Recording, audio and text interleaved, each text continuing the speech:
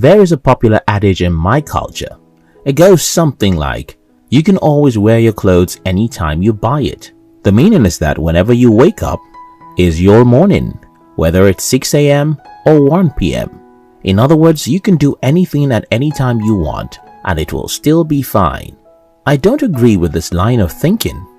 In fact, I believe the opposite. I believe that people should take care of their youth because that's where the gold lies. I've seen people struggling so hard to do in their 40s what I did as play when I was in my 20s. I have seen people being overcome and paralyzed with extreme fear in their 50s about what I did without even thinking when I was in my 20s. And that's why I advocate that people should pay close attention to how they spend their lives when they are still young, because regardless of whatever anyone says, the older you get, the less you can do with your life, because the more cautious and careful you tend to become. In today's video, I'm going to be sharing with you the 5 things most people waste their youth on and regret later in life.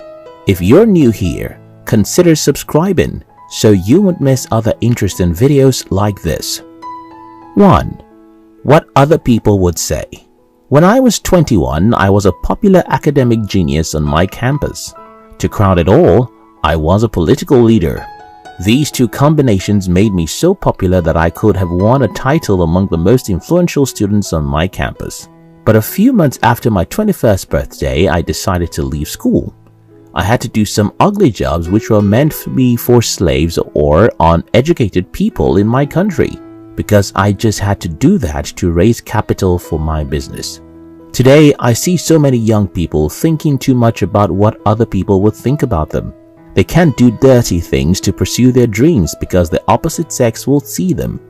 They use money they don't have to buy the latest fashion because they want to look beautiful on social media. They must use new phones because that's what makes them acceptable among the silly people who are like them. Listen to this simple advice. You can always think about other people's opinion. You can always buy the Rolex watches and iPhones. You can always drive Benz and be the CEO. But you have to love yourself enough when you're starting out to ignore whatever other people might be thinking about you.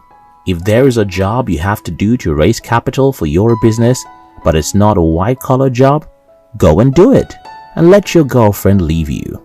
If there's the latest phone your friends are buying and you know you could invest that money into something better, let your friends leave you. If your parents want you to study law or medicine so as to fulfill their own childhood dream and you know music is the only thing that can make you happy, go do your music and let your parents disown you. It's actually very simple. Love yourself first. Think about yourself first. Do things for yourself first. 2. Pleasure, pleasure, and pleasure. In the culture I grew up with, you really don't have much freedom in your first 17 years. You have to go to primary and secondary school while you're in your parents' home. Your parents and teachers tell you when to do what and what to do. And when you're 15, you start to hate their authoritarianism. So much that when you're finally 18, you get out of the home to the university, you really want to enjoy your freedom. The problem with this is that true freedom can only be enjoyed by the people who know how to say no. So many young people have devoted their lives so much to pleasure that the only thing they seem to be doing with their life is pleasure. Pleasure and some more pleasure. I know people who watch movies in the morning. How on earth can anyone do that? There are people who spend 5 to 7 hours every day on social media. How can any human being be allowed to do that? There are so many young people who don't miss any party or social gathering. How can you have the time to pursue your life's dreams? For anyone going somewhere worthwhile, entertainment is something you do to relax, so that your brain can do a better job next time when you get to do your life's work. Then someone will ask me, is life all about work? And my answer is yes. Life is all about work. Work and work. Your primary duty is to figure out your life's passion so that your work will entertain you. If you need 5 hours of entertainment to remain alive, you don't have a life. 3. School without education. Most people I know who are university graduates are not educated. That may be due to the poor educational system in my country, and I guess so many other people all over the world simply don't get education out of school. They simply get degrees. Well, your degree is a mere piece of paper, and the best it can do for you is to give you a job. To live, grow, and be happy, you need to have a deep understanding of yourself and the world around you. And this can only be gotten via personal and determined self-education. 4. Hanging out with just anyone. I got admission to a polytechnic when I was about 18 years and 5 months. A few weeks on campus, I already had about 5 friends. Guess how we all became friends? We sat next to each other in class, we met in a departmental meeting, or we walked alongside each other, started talking, and that was it. Most young people choose their friends and relationships simply by choosing whoever they see around them.